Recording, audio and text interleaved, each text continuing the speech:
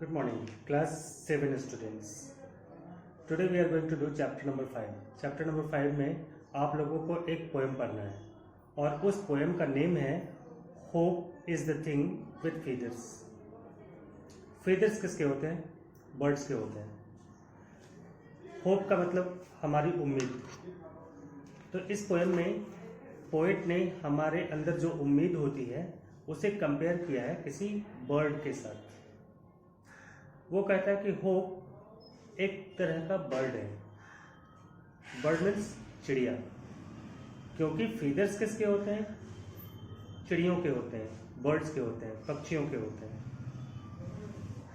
So the title is hope is the thing with feathers.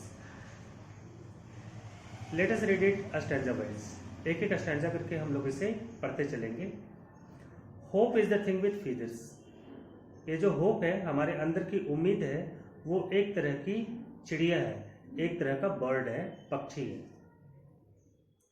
That perches in the soul. और ये जो bird है वो कहीं बाहर नहीं होता, ये हमारे मन के अंदर होता है. परचेज, परचेज का मतलब बैठा होता है. कहाँ बैठा होता है? इन द सोल, हमारे मन के अंदर. उम्मीद कहाँ होती है? उम्मीद हमारे मन के अंदर ही तो होती है. So hope is the thing with feathers. Hope एक पक्षी है जो हमारे मन के अंदर होती है. And sings the tune without the words.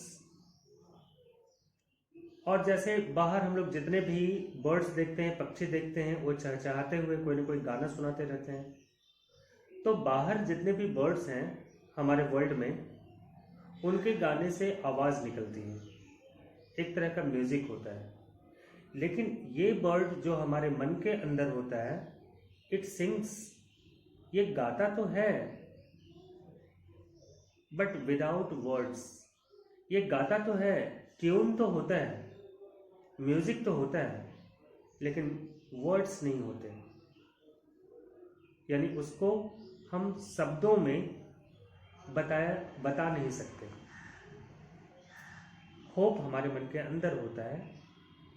ये एक बर्ड है जो हमारे मन के अंदर रहता है. ये भी गाता तो है, लेकिन इसके शब्द सुनाई नहीं पड़ते. इनके कोई शब्द नहीं होते, वर्ड्स नहीं होते. And never stops at all. हमारे वर्ल्ड में जितने भी बर्ड्स हम लोग देखते हैं वो कभी गाते हैं और कभी चुप हो जाते हैं. लेकिन होप एक ऐसा बर्ड है, होप एक ऐसा बर्ड है जो हमारे मन के अंदर रहता है. वो हमेशा गाता ही रहता है, कभी रुकता ही नहीं. बात भी बिल्कुल सही है. हमारे मन की उम्मीद हमेशा जिंदा रहती है.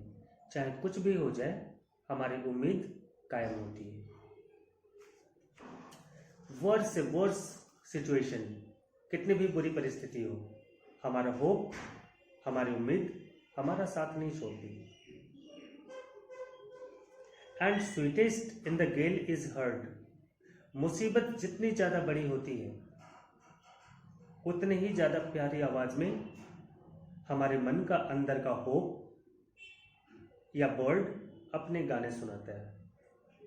जितनी बड़ी मुसीबत उतना बड़ा होप. एंड सोर must be the storm that could abyss the little bird.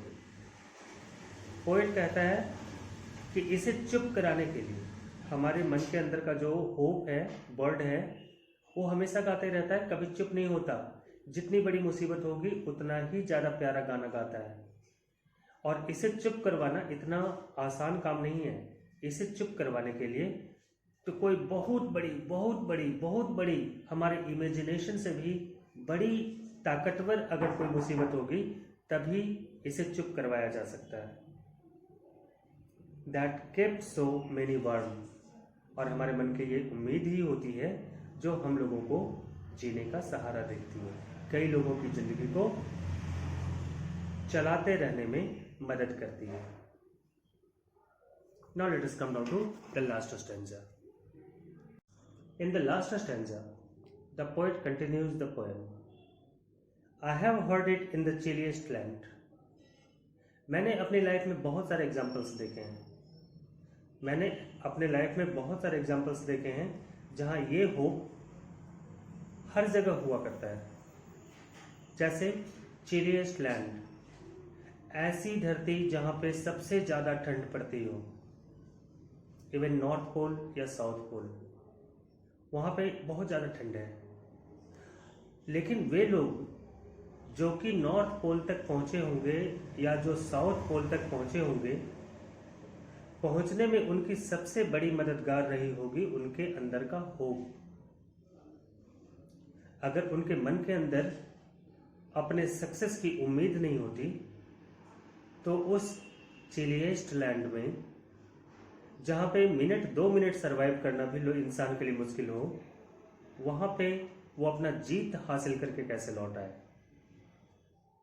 वे लोग जो नॉर्थ पोल या साउथ पोल तक गए हैं, उनके अंदर उनका सबसे बड़ा मददगार उनके मन का होप था, उम्मीद थी। इसलिए पोएट ने लिखा है कि चाहे दुनिया का सबसे ठंडा प्रदेश हो, सबसे ठंडी धरती हो, होप वहां भी हमारा साथ नहीं छोड़ती।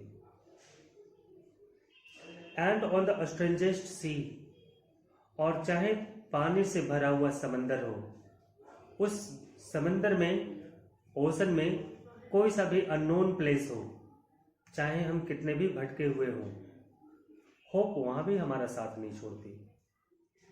Think of Columbus, think of Vasco D gamma. Storm के चलते वे लोग अपना रास्ता भटक गए थे और कोलंबस तो पहुंचना था कहीं, वो पहुंच गया था कहीं, लेकिन फिर भी उसने अपनी जर्नी कंप्लीट की थी उतने भयंकर तूफान के बावजूद। वजह थी सिर्फ उसके मन की उम्मीद, उसके अंदर का होप। तो होप वहां भी है जहां पानी से भरा हुआ विशाल समंदर हो, और वहां जब हम अपना रास्ता भटक जाएं तो भी होप हमारा साथ वहां नहीं छोड़ता, तो भी उम्मीद हमारा साथ वहां भी नहीं छोड़ती। Yet never in extremity it asked a crumb of me। ये होप जो हर जगह हमारे साथ मौजूद होती है, ये होप जो हमेशा हमारी मदद करती है, उसके बारे में सबसे स्ट्रेंज क्या है? Last 2 line, it never in extremity, चाहे कुछ भी हो जाए, एक्सट्रीम से एक्सट्रीम कंडीशन क्यों ना आ जाए, लेकिन ये बदले में कुछ नहीं मांगता। ये सिर्फ हमारी मदद करता है, हमसे कुछ मांगता नहीं। It never demands us anything. So the hope is the thing with feeders. Hope एक बर्ड है जो हमारे मन के अंदर होता है, और वो हमेशा बिना रुके अपने गाने हमें सुनाता रहता है, हमें जीवन की उम्मीद जगाते रहता है और हमें आगे बढ़ने के लिए उत्साहित करते रहता है। Thank you class, have a nice day, will see you in the next video.